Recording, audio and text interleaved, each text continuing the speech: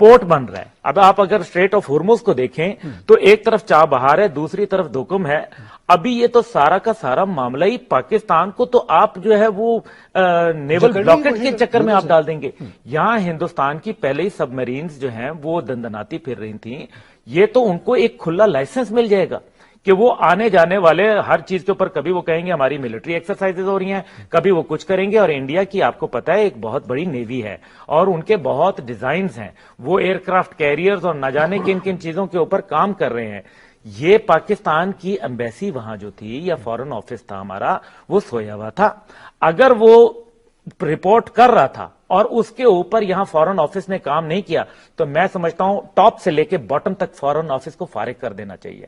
और दूसरी बात यह है कि अगर वहां एम्बेसी को पता नहीं था तो उस एम्बेसी को भी जो है टॉप से बॉटम तक फारिग कर देना चाहिए। यह पाकिस्तान का आप समझें कि आपने उनको लाइसेंस टू किल दे दिया। बिल्कुल। अब अगर ये सूरत हाल डेवलप होती है, हम एक वर्जन यही है कि भारत की लॉबिंग जो है वो कामयाब हो गई, क्या ऐसा ही है, या अमरीकी ईमा जिसमें अफगानिस्तान का मामला और उस तरफ से हमारे ऊपर दबाव बढ़ाना, ये भी एक फैक्टर हो सकता है? जी देखिए, जैसे जमील साहब ने कहा, लेकिन हकीकत यह है कि हमारा फॉरेन ऑफिस जो है वो अपना किरदार अदा नहीं कर पाया।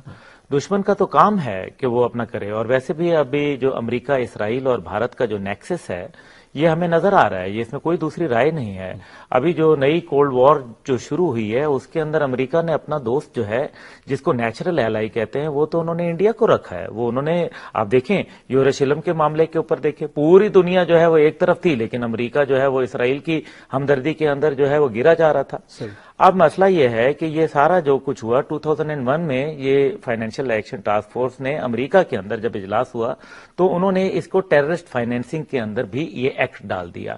ये है 4th 5th जनरेशन वॉर के तरीकेकार। अभी अगर हम इसके ऊपर आए तो ब्रिक्स के ऊपर माजी के अंदर आपको याद है चाइना ने हमारा साथ नहीं दिया था, ठीक है, एक हद तक ही, जिस तरह जमील साहब ने कहा बिल्कुल सही कहा।